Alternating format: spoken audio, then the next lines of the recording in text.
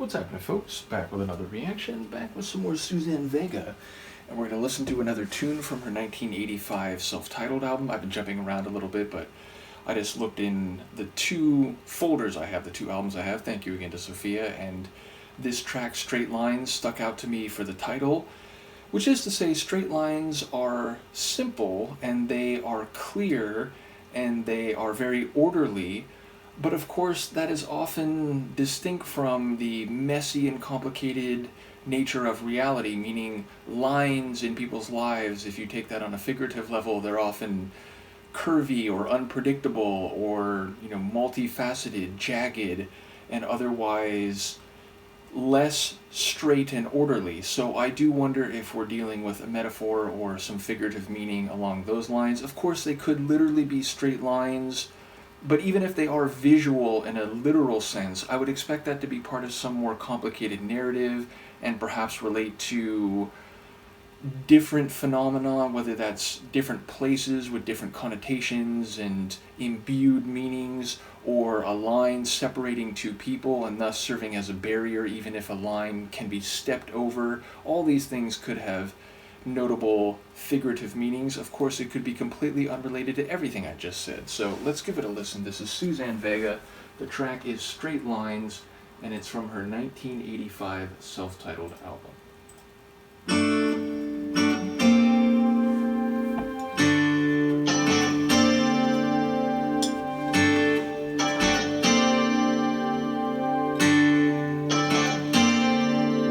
There's a sound across the alley of cold metal touching skin, and you can see, if you look in her window, that she has gone and cut her hair again in straight lines.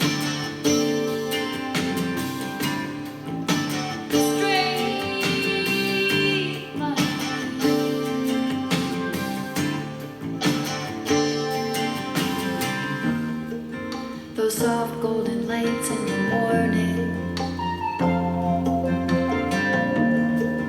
are now on her wooden floor. The wind has swept them through the apartment. She won't need them anymore,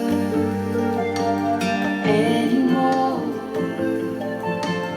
anymore. She's cut down on her lovers, though she still dreams of them at night. She's growing straight lines where once were flowers. She is streamlined. She is taking the shade down from the light to see the straight lines. Straight lines.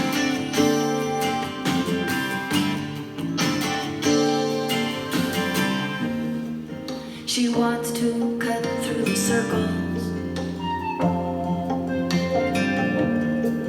that she has lived in before. She wants to finally kill the delusions. She won't need them anymore,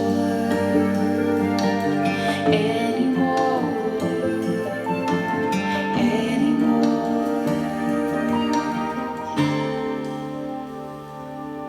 But there's a sound across the alley of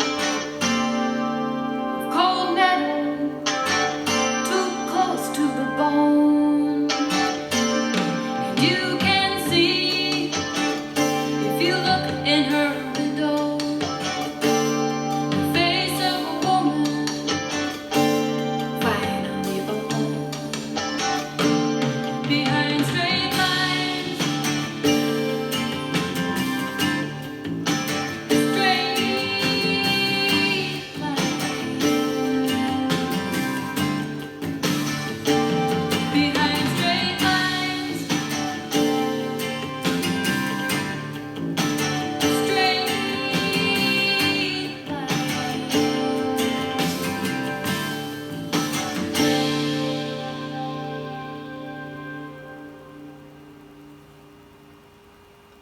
Wow. So I'll start with the Sonics. A more stripped down tune, but not the most minimal or intimate of the songs I've heard from Suzanne so far. But we had this, smooth, I guess played a bit forte, but still a smooth acoustic guitar. But I feel like there was maybe an electric guitar behind it. I certainly heard a groovy bass line, but then we had that one synth layer in particular that stood out to me, almost like a synth flute. It was very high. It reminded me of the type of sound you might hear in like a Vangelis track or something. So that was a really interesting touch. And then we had these like stop, start, pause moments, which really like let the track breathe and almost created a sense of suspense. And then yeah, her voice beautiful, maybe not the most fragile or delicate I've heard it, but not big and expressive either, just kind of in a middle range, but nice sounding, as all her tunes that I've heard so far are in that regard. And then lyrically, it's fascinating. It's like certainly there's some distinct images, and we start with an alley, and then on the other side of the alley, what was it like? Something about like a sight or like a touch of metal, but then we're like talking about looking through her window and seeing her in her apartment, and wind sweeping through the apartment, and then there's these lines where flowers used to be, and then reference to shapes. And when they talked about like cutting down on her lovers but she's still dreaming of them, I mean that's already an interesting concept. But then I thought, like, wait, are we talking about like the lines, the straight lines of like a body outline, and cutting down on her lovers is there something lethal that's happened here? I don't think that's the case, but there was a moment where I like wondered like, oh, is this darker than it sounds? But then still making reference to shapes, like she used to live inside this circle, which those aren't straight lines. A circle is always bending, and therefore I felt like maybe there's a contrast between now these straight lines relative to these curved or, again, more complicated lines earlier. But then if you want to live outside of a circle, you're getting outside of something which may have constricted you or otherwise defined your existence before. And then again, if there's like wind that's blowing through the apartment, and what was the line? It was something about like, oh, now you're gonna come up and sit on my lap? You're a weirdo, Luca. But yeah, so there was a line about like light coming through the window, and maybe those like rays of light cast across some of these lines, or her wood floor, I believe it was specifically. So yeah, ultimately it sounds like someone whose apartment is the place of emotional and interpersonal activity, but maybe distinct from what it used to be previously, and perhaps with some visual or indeed spatial and linear metaphors. So yeah, I really don't know what's happening overall, but it sounds like we're getting a window, literally and figuratively, into this woman's life, interpersonally, romantically, emotionally, maybe intimately, but also like spatially and visually, and not just spatially in terms of two dimensions, which, a line is two-dimensional by definition, but then if light is coming down onto them and or just into her apartment, and wind is sweeping things across like a horizontal space, it sounds like we're very much in three dimensions, maybe on multiple levels.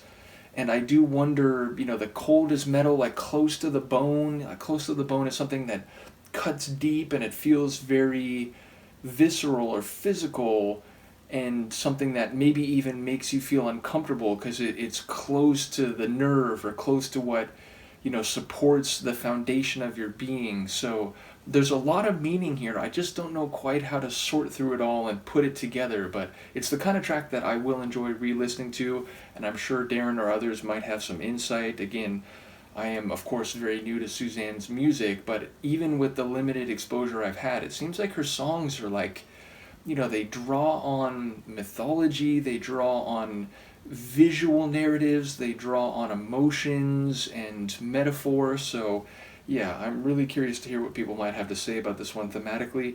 It's really crazy that you just came and sat here, and now you're going to be all comfortable and looking very relaxed, and you're going to object when I go to pick you up, Luca. This is unfair. But yes, as I said, I have two albums at my disposal, and we went through some that were selected and others that were related to, we did that song, the tandem of songs, as well as starting with Luca. It seems very appropriate. But ultimately, I may just jump around between the two albums that I've had. Solitude Standing is the other album that I have access to. So, yes, I want to continue with Suzanne. And again, as I've mentioned, there's a bit of that guitar poet feeling here. Maybe a little less so, a little more synth or like 80s sounding, especially that one layer. But ultimately, I do get a bit of the vibe of, as I've said, Joni Mitchell, but with like an evolved or, more 80s sound relative to the 60s sound.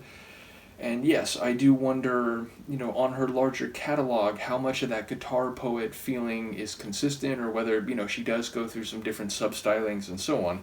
Nevertheless, we'll explore it together. Do let me know what you think. And Luca and I, who will see if she stays in the chair. Nope, not going to stay in the chair. Hey, I tried to work with you here.